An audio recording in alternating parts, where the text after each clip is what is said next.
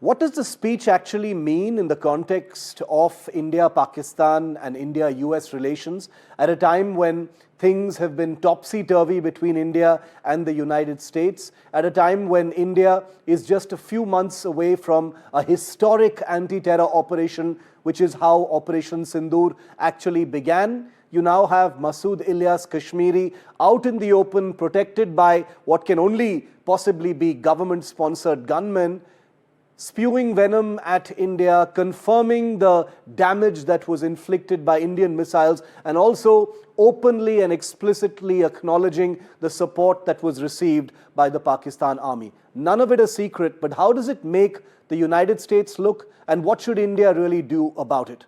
Let's talk to our experts tonight. Sushant Sareen, who's one of India's best-known Pakistan observers. He's a strategic affairs expert and senior fellow with the ORF.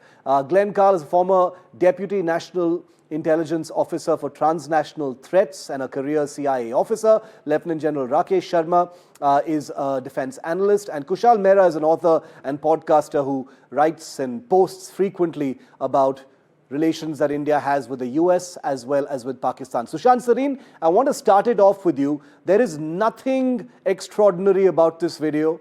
It is the usual fare. There are no big takeaways from what Masood Ilyas Kashmiri has said, but there is a context and a timing to this, that has a few takeaways. Some of them I've listed. Maybe you have more. Go ahead, Sushant. What do you think? No, I think, Shiv, this video is extremely important simply because all these Pakistanis you talk to keep asking you what's the evidence that we are sponsoring terrorism, that there are terrorist groups roaming around in Pakistan with complete impunity. Now you can throw this video on their faces, not that they are so shameless that they'll be ashamed by what they are seeing or they'll be contrite with what they are seeing. And they'll make some stupid excuse, which they always do. So that is one. Secondly, this video is evidence that Pakistan is in violation of United Nations Security Council Resolution 1267, all right?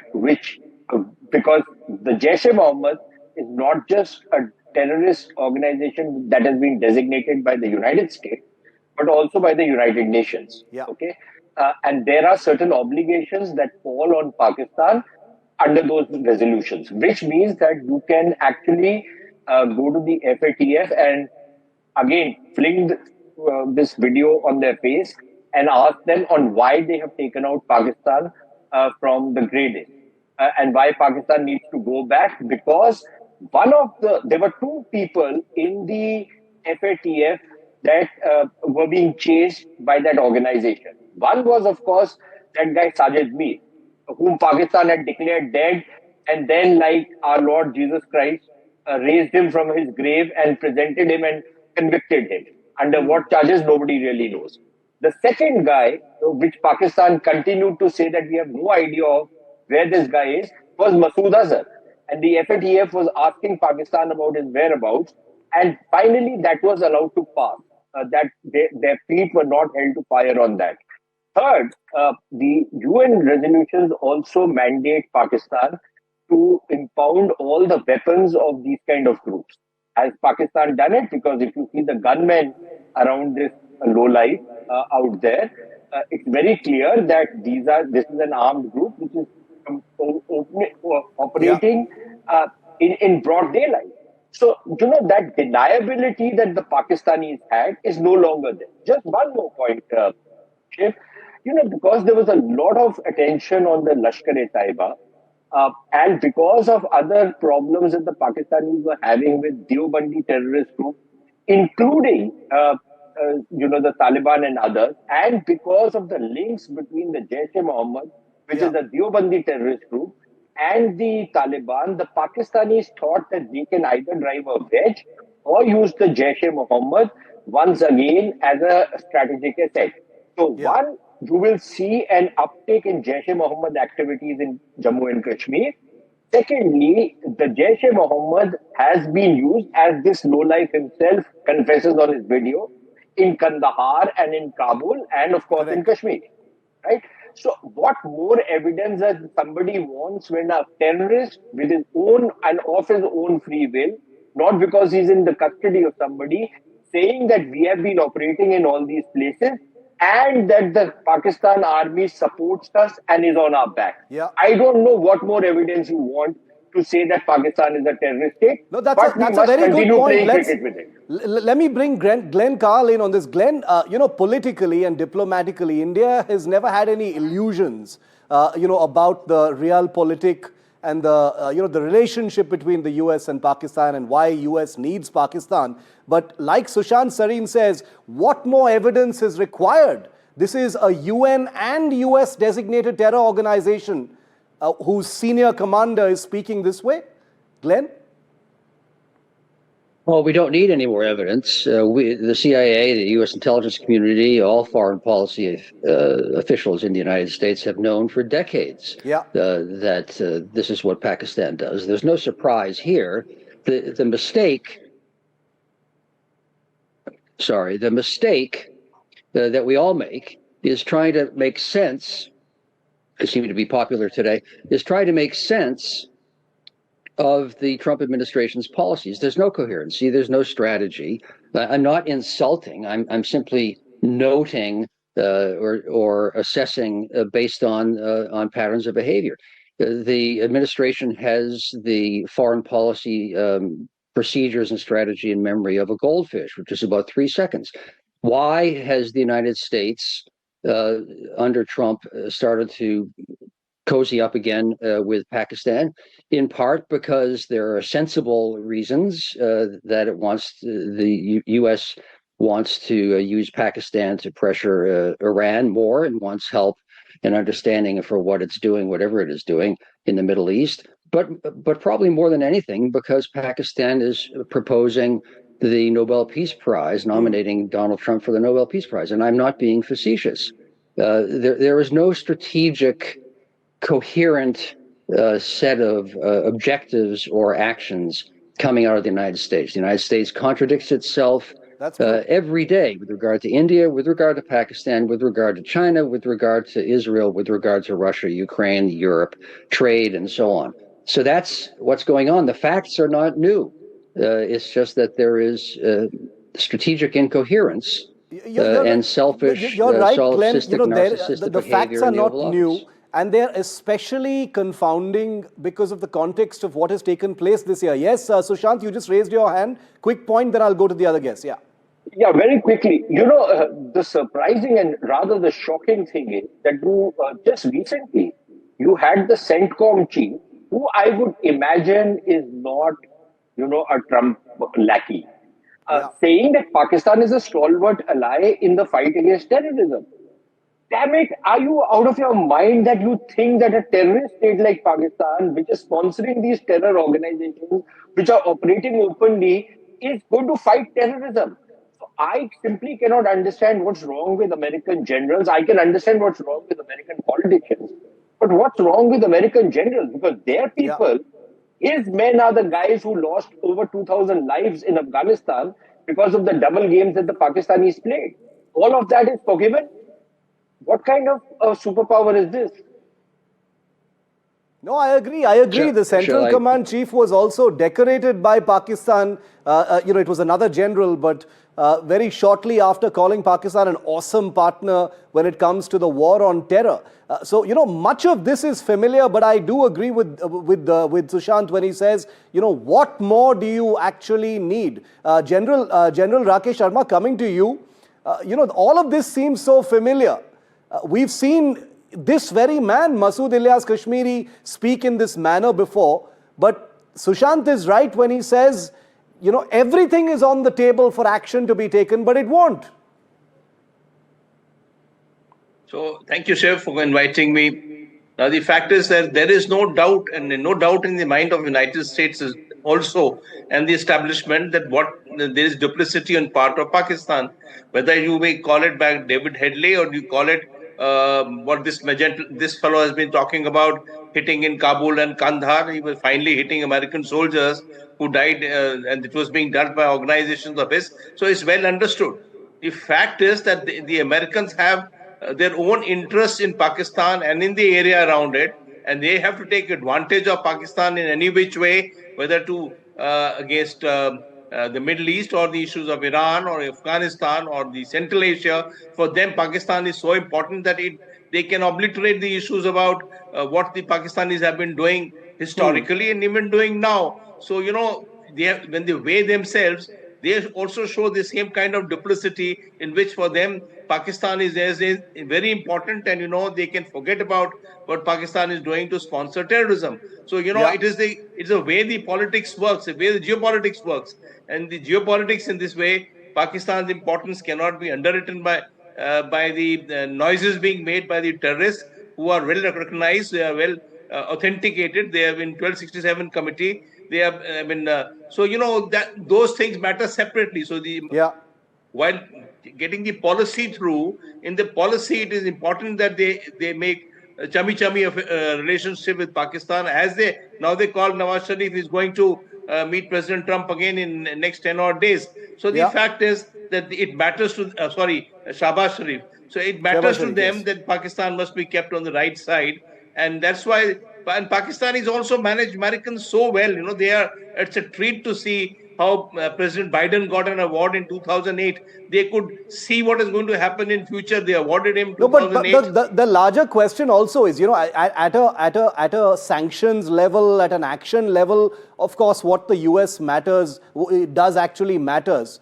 But Kushal, as someone who watches these relationships and how they've unfolded, especially this year, and given the fact that India has unilaterally taken action against the Jaish-e-Muhammad, let's not forget that it is because of the action taken on May 7th that this speech is even being given by Masood Kashmiri. Are we making too much of a brouhaha over, Trump being in bed with Pakistan in the context of what we're talking about tonight? Well, good evening, Shiv, and good evening to everyone else. I think we should just accept the inevitable.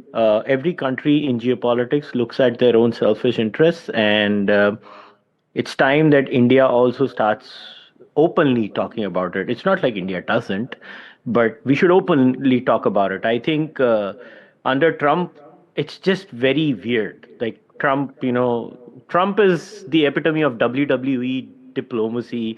Someone's shit talking, somebody's doing something, then the terrorists become martyrs, the martyrs become terrorists. It's all over the place. It's just Trump, I think, is a more uncensored version of how Americans like to do things. I think we should just reciprocate and look at our personal interests. I don't know why. See, the old Indian way of feeling offended or feeling, why are you doing this? Why are you doing that? We should just be like, okay, you are Besharam, we are Besharam on steroids. So I think we should follow that strategy. I don't know why we look at morality in any of this foreign policy thing. It's clear America thinks Pakistan is important. It is not going to change from one administration to the other. It's just that the Trump administration is more brazen about it. What's the difference between what the Biden administration thought of Pakistan or the one previous to it or the one previous to it? No, very true. Sushant, quickly in, and then I'll try and get a word in from Glenn and General Sharma. Sushant, the fact that what Trump is doing is basically just a kind of more in-your-face version of previous US administrations is also something that you've also, opined before. Should it bother us that the US has all these contradictions and hypocrisies as far as Pakistani terror is concerned? Or is it time we did something about it vis-a-vis United States? Shiv, all countries have contradictions and all countries have hypocrisy and all countries have double standards, including India. But there are certain red lines, certain things which countries feel very strongly about. Countries, especially like the United States, have taken a leadership role in the war on terrorism. In fact, that word was coined, or that phrase was coined by the United States. The United States, built this entire coalition against it. And I don't think we are going crying to Papa or Daddy, as the Europeans would like to call Donald Trump. We are not going crying. What we are doing is showing a mirror to the US administration that, look, this is what you people have been saying. And these are the kind of people you've been dealing with. That does not mean that, they are going to stop simply because we are showing them the mirror. They will do what they think is going to be in their interest. But I agree with Kushal to that point that to the extent that we will do what then works for us. And we don't have to listen to them on everything simply because it's in the American interest that we should not do something. And we've done it in the past. Whether it was during, Op Parakram, when we didn't go out for an all-out war, which we should have at that point of time. One of the reasons was that the Americans felt that their war effort in Afghanistan will get disturbed by what we do. That was there were other reasons as well. But that was one very important reason why, we kind of pulled back after that. But the point is that if the Americans are going to play this game, and I agree with Kushal to that point, to that extent, that we must do what we need to do. If that means we need to strike at these guys again, I think let them build another mosque, a grander mosque, and then we should go and blow it up again. And let them build it again and we'll blow it up again, Yeah, we can do that. And if the Pakistanis think that, they are going to do something about it, then let's have it out. Because, enough is enough. Enough people and enough blood has been shed in India. No, I agree. And I don't think we can agree with it anymore, except for the fact that we should continue playing cricket with them. Because that is what makes money for everyone.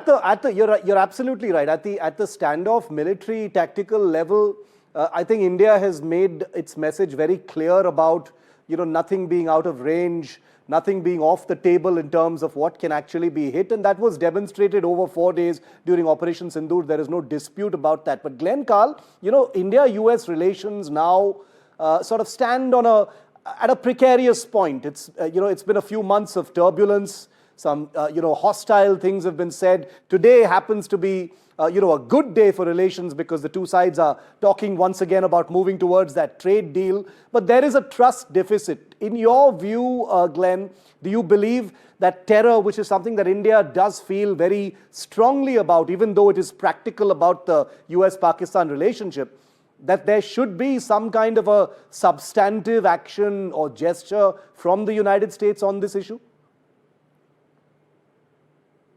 That would be nice from India's perspective, but we shouldn't make the mistake of considering all Islamic terrorist groups as identical from a policy perspective for the United States or for India or for anyone else. Consistently, without exception, my colleagues... FTO according to the US. Absolutely, absolutely. And my colleagues and I, for years, and it's continued by my successors, have complained to the Pakistanis about Jaish-e-Muhammad and other groups, while at the same time working with the Pakistanis against Al-Qaeda when I was working and other groups today. And at the operational level, being frustrated that we would just be lied to brazenly and dismissed, of course, by the Pakistanis, but instructed by our American masters that the political priorities dictated that we had to ignore some things and collaborate on others. That will not change.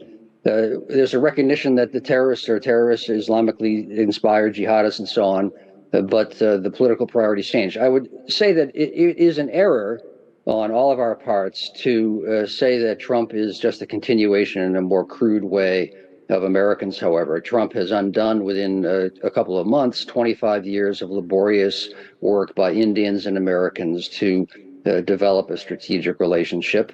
It's not definitively undone, but he is qualitatively and substantively different. That's an error to say he's just the George Bush with the bad language.